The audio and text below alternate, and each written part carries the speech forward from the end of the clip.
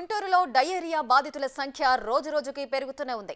Water problem ఏమీ లేదని, అంతా బాగానే ఉందని అధికారులు చెప్తున్నప్పటికీ మరణాల సంఖ్య పెరుగుతుండటంతో ప్రజలు ఆందోళన చెందుతున్నారు.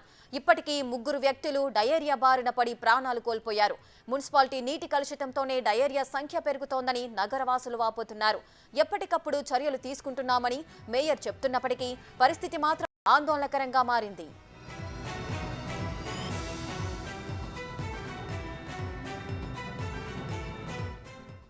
సరైన శుభ్రత లేదని అధికారులపై వైసీపీ ఎమ్మెల్యే ముస్తఫా ఆగ్రహం వ్యక్తం చేశారు. ఎక్కడ మురికి నీటి సప్లై లేదని మున్సిపల్ మేయర్ కప్పిపుచ్చుకునే ప్రయత్నం చేస్తున్నారు. ఇటీవలే బాధితులను మంత్రి విడదల రజని పరామర్శించారు. నగరంలో మంచినీరే సప్లై చేస్తున్నామని మంత్రి చెప్పారు. ప్రతిపక్షాలే ప్రభుత్వంపై బురద జల్లే ప్రయత్నం చేస్తున్నారని మండిపడ్డారు. కానీ పరిస్థితి మాత్రం భయంకరంగా మారింది. బాధితులు ఆసుపత్రులకు క్యూ కడుతున్నారు. అటు నిన్న మరొకరు చనిపోయారు. దీంతో మృతుల సంఖ్య 3కు చేరింది.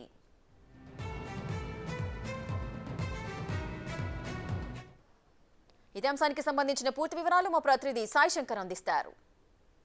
గుంటూరు శ్రీనగర్ శారదా కాలనీలో డయేరియా బాధితుల సంఖ్య రోజుకి పెరుగుతుంది. ప్రభుత్వం మాత్రం ఈ ఏరియాలో ఎక్కడా కూడా డయేరియా గుర్తిస్తున్నటువంటి పరిస్థితి లేదనే విధంగా కూడా నగర మేయర్ చెప్పినటువంటి పరిస్థితి ఉంది. కానీ ప్రస్తుతం నిన్న సూర్యనారాయణ అనేటటువంటి వ్యక్తి చనిపోయినటువంటి సిచ్యువేషన్లో స్థానికంగా ఉన్నటువంటి వాళ్ళందరూ కూడా భయాందోళనకు గురవుతున్నారు. వారికి సంబంధించి కూడా వారి కుటుంబ సభ్యుల్లో కూడా కొంతమంది ఇదే విధంగా బాధితులు ఉన్నారనే విధంగా కూడా చెప్తున్నటువంటి పరిస్థితి ఉంది. ప్రస్తుతం శ్రీనగర్లో చూడొచ్చు. మనం నిన్న చనిపోయినటువంటి ఏరియా ఏదైతే సూర్యనారాయణ ఉన్నారో అక్కడ బ్లీచింగ్ పౌడర్ చల్లి చేస్తున్నటువంటి పరిస్థితి ఉంది. కానీ ఇక్కడ నిన్న ఎమ్మెల్యే వచ్చి స్వయంగా కూడా చూసినటువంటి సిచ్యువేషన్లో మురికి కాలువలు సరైనటువంటి విధానంలో లేవనే విధంగా కూడా చెప్పారనే విధంగా వాళ్ళు చెప్తున్నారు. ప్రస్తుతం మనతో పాటు స్థానికులు కొంతమంది ఉన్నారు, వాళ్ళని అడుగుదాం. అంటే ఎట్లా వస్తున్నాయి వాటర్? ఇక్కడ డయేరియా సంఖ్య ఉందంటున్నారు, నిజమా కాదా? నిజమేనండి. బాగా గ్రీన్ కలర్ లో వచ్చేసినాయి.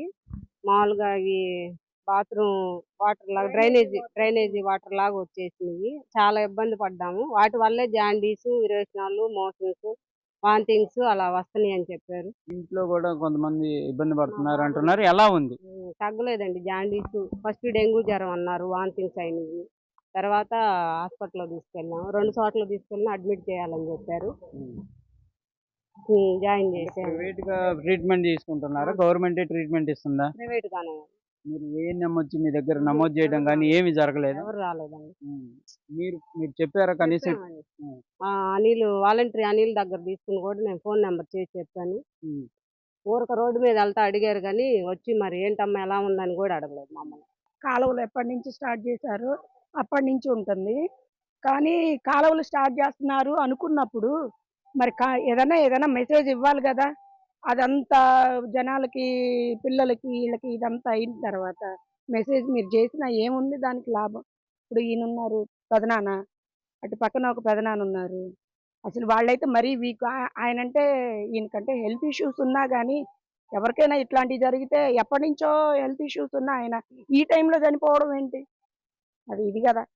కొంచెం చెప్పాలి. వాలంటరీలో వచ్చే హెల్త్ డిపార్ట్మెంట్ ఏదైనా కానీ ఇళ్ళకి 10 రోజులుగా ప్రతి ఇంటికి వెళ్తున్నాం, సర్వే చేస్తున్నాం, వాళ్ళ ఇంటి దగ్గర తీసుకుంటున్నాం అని గవర్నమెంట్ చెప్తుంది. లేదు, రాలా.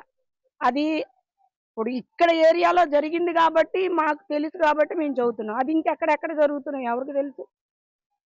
నిన్న కలెక్టర్ వస్తున్నాడని ఇంత హడావుడి చేశారు. అది డైలీ ఉంటే ఈ రావు కదా. కలెక్టర్ వచ్చారా, పరామర్శ ఇచ్చారా మీ అందరినీ? అసలు ఇక్కడ దాకా కూడా రాలే, అక్కడే మాట్లాడి వెళ్ళిపోయారు అంతే కదా.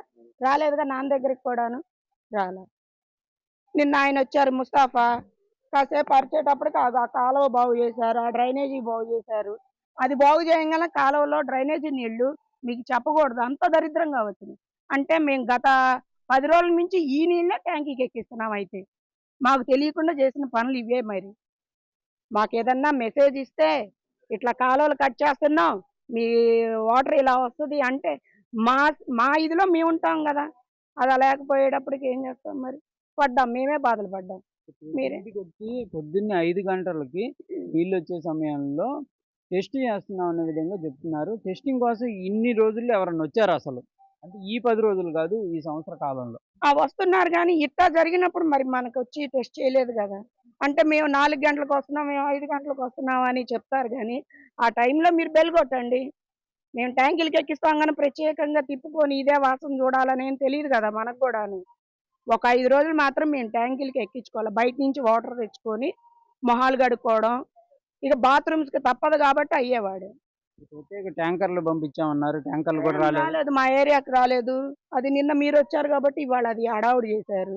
మాకేం లేదు. అసలు ఇది అక్కడంతా బ్లాక్ అయిపోయి ఉంది.